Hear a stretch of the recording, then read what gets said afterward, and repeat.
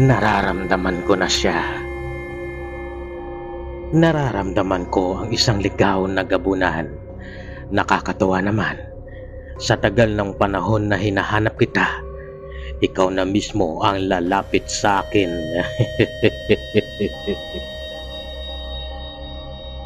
Siguro naman ay sabik na sabik ka na rin na makita ako. Huwag kang mag-alala. Hanggang ngayon ay hindi ko pa rin nakakalimutan ang iniwan mo sa aking marka.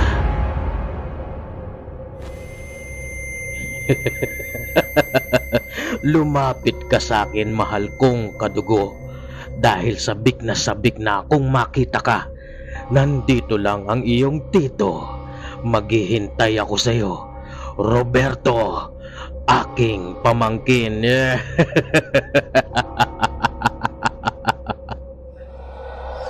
Mahal na Supremo, pinatatawag mo raw po ako. Goryo. Oo, pinapatawag kita. Nais kong marinig sa'yo kung ano na ang balita sa Baryo Magubat na iyong nasasakupan. Mahal na Supremo, sa ngayon po ay walang problema. Walang ibang nanghihimasok na ibang lahi sa aking nasasakupan.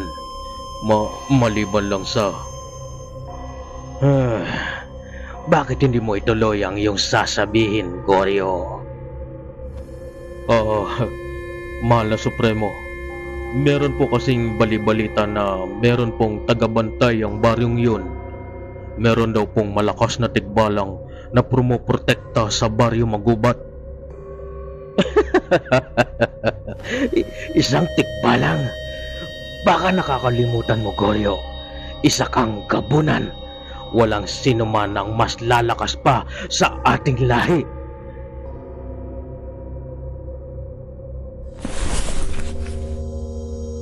Isang tikbalang lang ang kalaban mo, Goryo. At alam ko ang kahinaan ng nilalang na yon. Kaya humayo ka at magsama ka ng mga aswang na tiktik. Gapasin mo ang Baryo Magubat.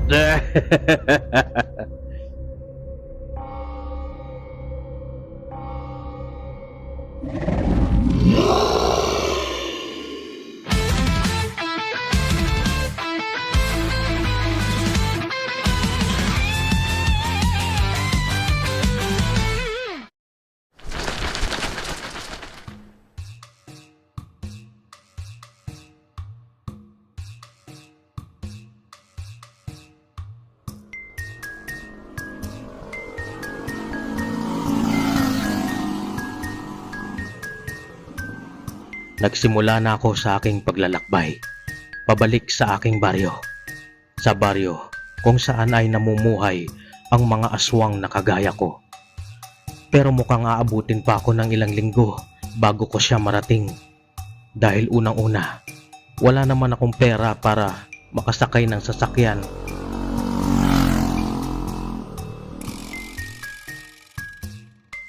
Isa pa, hadlang din ang sobrang tindi ng init ngayon. Kahit hindi aswang ay siguradong manghihina sa nakakapasong init ng araw. Tapos, dahil sa sanay akong kumain ng pangkaraniwang pagkain ng tao, kaya nakakaramdam ako ng gutom ngayon. Ay, nakakaawa naman ang kalagayan ko ngayon. Di bale, sabi naman ng napagtanungan ko ay may malapit daw na baryo dito. Magbabaka sakali na lang ako na makahingi ng konting pagkain at inumin.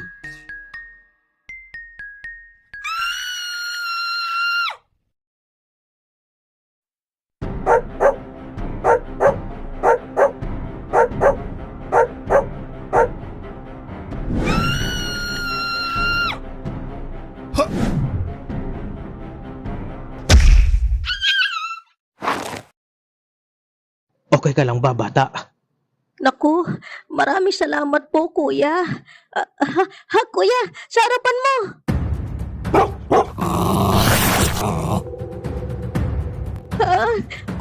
Kuya, ang yung braso mo po. Huwag ka mag-alala, bata. Okay lang ako.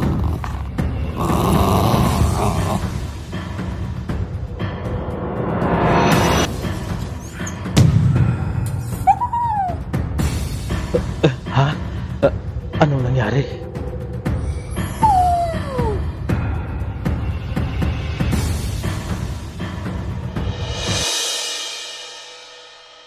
Ayos ka lang ba, bata? Ayos lang naman po ako, kuya. Ikaw po, kuya. Ayos ka lang din po ba? Naku, nasaktan ka po ba? Ay, nako. Ayos lang din naman ako. Hindi naman ganun kalala yung kagat ng aso eh. Ganun po ba, kuya? Maraming salamat po, ha. Kung di po kayo dumating, baka napahamak na po ako. Mabuti na nga lang talaga. Pero teka, bakit ka nga ba nandito? Dapat hindi ka gumagala ng nag-iisa. Maraming mapanganib na hayop dito sa kakahuyan. Ay, kasi kuya, namumulot po kasi ako ng mga mangga na nalaglag sa puno. Ibibigay ko po kasi ito sa lolo ko para meron kaming makain na prutas. Nga pala kuya, heto oh. Kunin mo na itong isang mangga. Bigay ko na po yan sa'yo bilang pasasalamat na rin po kuya. Ano nga po palang pangalan niyo po? Ang pangalan ko ay Roberto. At maraming salamat dito sa mangga ha. Walang anuman po kuya. Ako naman po si Luisa. Ikinagagalak kitang makilala, Luisa. Nakakatawa ka naman po kuya. Kasi ang bait niyo po. O sige po kuya, uwi na po muna ako. Baka hinahanap na po ako ng lolo ko eh. Oo, sige Luisa. Mag-iingat ka ha. Opo kuya. Ay, nga pala. Bigay ko na rin po ito sa'yo para mas masarap ang pagkain niyo po ng mangga. Eto po kuya oh. Asin po para sa mangga. Ay, nako. Maraming salamat na lang, Luisa. Pero kasi hindi ako naglalagay ng asin pag kumakain ako ng mangga eh. Ay ganun po ba? O sige po. Kung sa bagay, ako man eh, mas gusto ko ang mangga na sinasawsaw sa asukal eh. O sige po kuya, babay na po. Maraming salamat po kuya ha. Mag-iingat din po kayo. Sige, paalam Luisa. Hay.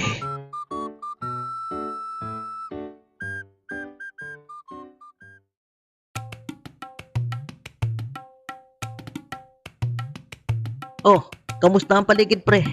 Maayos naman ba? Ay, grabe ang init ngayon. Nakakapanlambot ang sikat ng araw.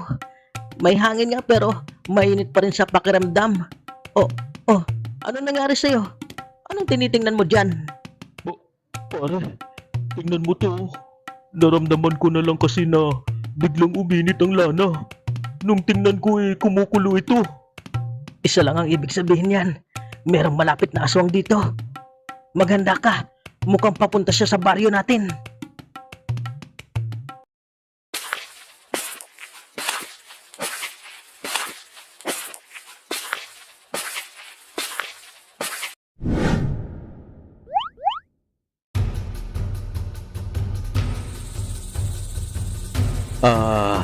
Meron natang namamato sa lugar na to. Muntik na akong tamaan eh. Pre, umalis ka rito aswang. Hindi ka namin nahayaang makapasok sa baryo. Ha? Sinong aswang bang sinasabi nyo? Huwag ka nang magmangmangan. Hindi mo may tatago ang pagkaaswang mo sa lanang ito. Pero teka, sige, umaamin ako. Oo, aswang ako. Pero wala naman akong balak na masama sa inyo at sa mga naninirahan sa baryo. Sinungaling! Tanggapin mo to!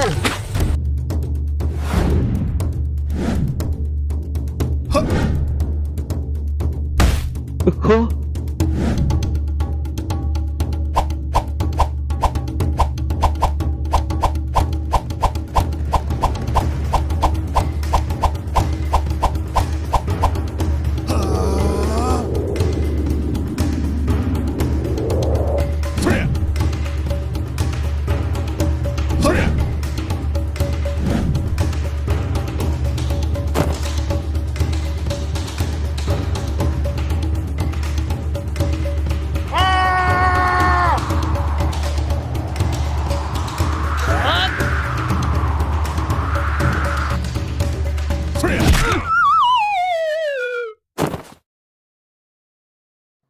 Aray, ang sakit naman nun.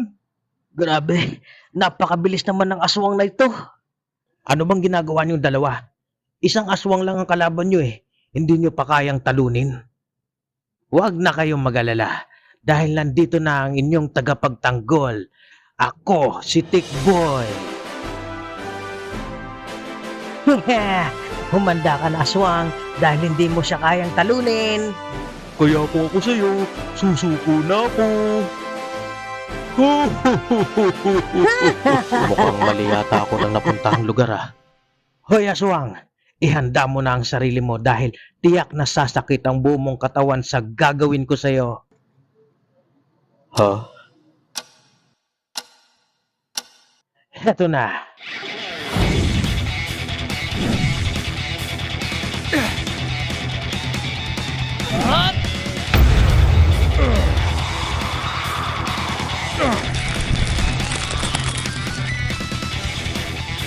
Ano, masakit ba? Huwag kang mag-alala. Sa susunod kong atake ay siguradong mapupuruhan na kita.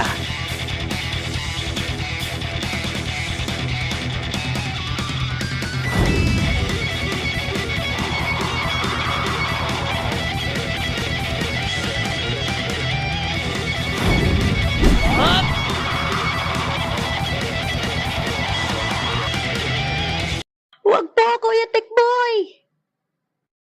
Ha? Luisa? Kuya, huwag niyo po siyang sasaktan. Hindi po siya masama. Mabait po siya. Lumayo ka sa kanya, Luisa. Isa siyang aswang. Alam ko po, Kuya. Dahil naramdaman ko rin po yung lana na nasa akin.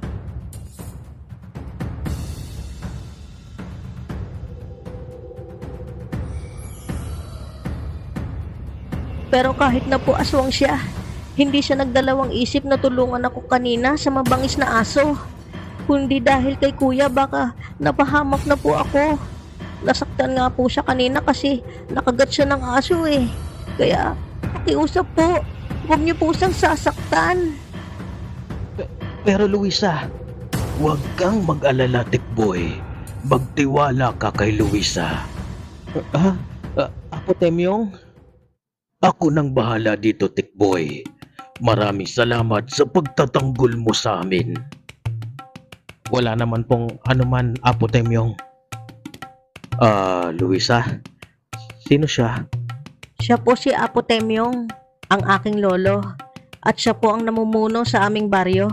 Naikwento ko na po kayo sa kanya at nabanggit ko po na nakagat po kayo ng aso.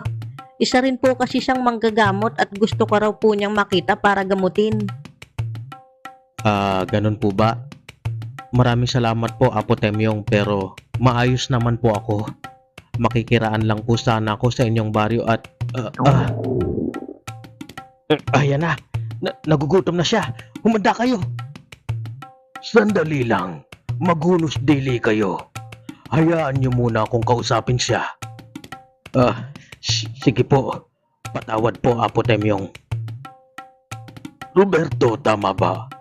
Una sa lahat, nagpapasalamat ako sa pagtulong mo sa aking apo. Walang anuman po yun, Apo. O siya, sige. Halika at sumama ka sa aking bahay nang makakain ka at matingnan ko na rin yung braso mo. At para naman mapanatag ang kalooban ng aking magigiting na Guardia de Barrio, babantayan ka nila hanggang sa makaalis ka dito sa amin. Okay lang ba talagang tatlong yun? Kuya Roberto, tara na po.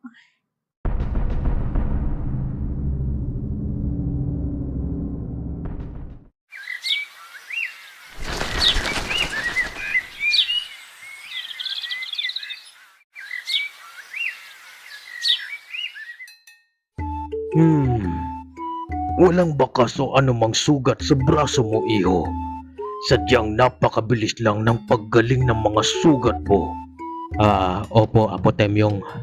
Isa kasi yan sa katangian ko bilang aswang. Wow, ang galing naman po, Kuya Roberto. Huwag kang mamangha sa kanya, Luisa. Kahit na may ganyang kakayahan yan, kumakain pa rin yan ng tao. Kaya huwag kang masyadong lumapit dyan. Baka bigla ka nalang sakmalin yan. Grabe ka naman, Kuya Tikboy. Wala naman siyang ginagawang masama sa atin ah. Sa ngayon wala. Malay ba natin kung anong iniisip ng nilalang na yan? Mabuti nang nag-iingat. Tikboy, nauunawaan ko ang pagdududa mo sa kanya. Tumatanaw lang tayo ng utang na loob sa pagkakaligtas niya sa apo ko. Roberto, pagpasensyahan mo na si Tikboy ha. Nag-aalala lang naman siya sa amin ni Luisa. Ayos lang po, Apo Temyong. Naintindihan ko naman po. Tikboy, wala akong balak na masama sa inyo at sa mga tao dito sa baryo. Sinungaling! Paano mo naman ako mapapaniwala sa iyo? At paano mo mapapatunayan sa akin na wala kang binabalak na masama? Ang aking ina ay isang tao. Oo, inaamin ko. Minsang naisip ko na rin na kumain ng tao. Pero napagtanto ko na kung gagawa ko ng masama sa isang tao, ay para ko na rin ginawa ng masama ang aking ina. Pasensya ka na iho, pero nais kong malaman, ano ang dahilan ng iyong paglalakbay? Nais kong makabalik sa aking lugar kung saan namumuhay ang mga aswang na kagaya ko, sa baryo Pulang Buwan. Lolo, may alam po ba kayo sa baryo Pulang Buwan? Oo, Apo. Narinig ko na ang baryong yun. Ayon sa aking mga naging kaibigan na albularyo at antingero, ang baryo Pulang Buwan ay ang lugar kung saan naninirahan ang malalakas na uri ng aswang, ang aswang na gabunan. Sinasabi din na ang supremo na namumuno sa mga gabunan ay may malawak na nasasakupan at kontrolado niya ang lahat ng uri ng aswang. Tama ba ako, Roberto? Tama po kayo, Apo Temyong. At ang aking misyon ay ang paslangin ang supremo ng baryong yun. Sinasabi ko na nga ba, balak mo siguro na ikaw ang mamuno sa lugar na yun, no? Gahaman ka rin sa kapangyarihan. Hindi. Papaslangin ko ang supremo ng mga gabunan para maipagiganti ang aking mga magulang at para na rin matigil ang pagsalakay ng mga aswang sa mga inosenteng tao. Makakaya mo ba yun, iho? Nag-iisa ka lang. Napakarami ng makakalaban mo. Ito po ang aking isinumpang misyon.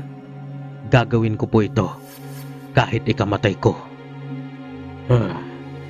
Naniniwala ako sa iyo, iho. Nakikita ko sa mga mata mo na totoo lahat ng sinasabi mo. Sana'y mapagtagumpayan mo ang iyong misyon. At pasensya ka na kasi wala akong may tutulong sa iyo. Huwag po kayong mag-alala, Apo Temyong. Ang nais ko lang po ay maging handa rin po kayo. Anumang oras din po ay baka may sumalakay na aswang dito sa baryo nyo. Batid ko na isinasagawa ulit ng aking lahi ang kapasan. Tungkol sa bagay na yan, huwag mo na rin kaming alalahanin, iho, dahil naniniwala kami kay Sakdong Tikbalan. Sakdong Tikbalan? Sino naman po siya, Apo Temyong? Oo, iho. Si Sakdong Tikbalan ay isang maalamat at makapangyarihang nilalang. Sinasabi na siya ang aming tagapagbantay at nagpuprotekta sa lugar na ito simula pa nung una. Kaya naman panatag kami na walang makakapasok na masamang nilalang sa aming lugar dahil alam namin na hindi kami pababayaan ni Sakdong Tikbalan. Kaya kung ako sa iyo, aalis na ako sa lugar na to dahil kahit ano pang sabihin mo, hindi pa rin ako nagtitiwala sa iyo.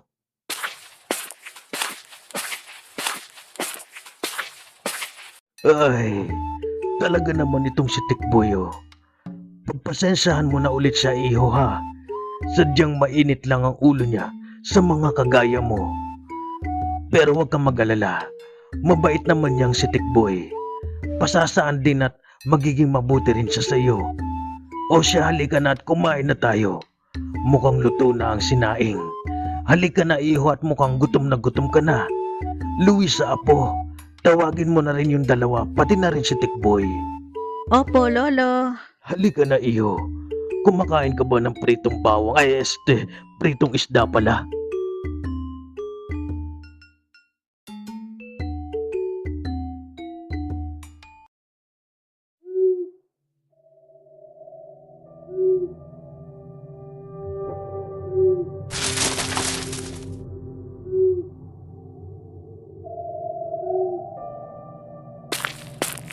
Pinunong Goryo.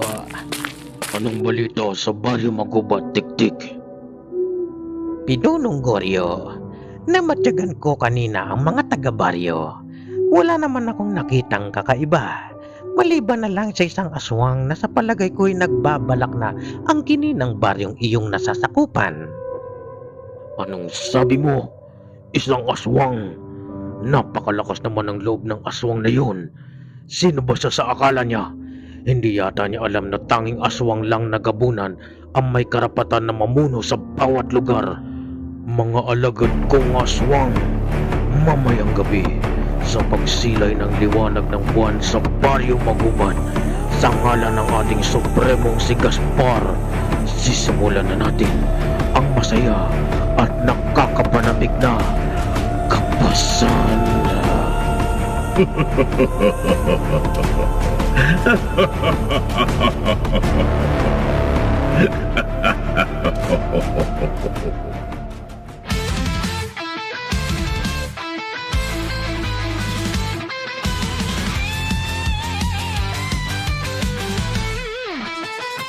Sa dilim ng gabi, isang anino'y naglalakbay. Taglay ang sumpa, itinakda na ng tadhana. Ang daigdig ay lugmok sa kasakiman at takot. Sa anino ng kasalanan, siya'y binabalot. Ngunit sa bawat hakbang, isang tanong ang bumabalik. Hanggang kailan magbabayad sa kasunduan ng gabi? Alay na buhay sa kamay ng kadiliman. Dugo at luha, kapalit ng kapangyarihan. Hanggang kailan magtitiis sa sinapit na kapalaran at magigising sa sumpang walang hanggan.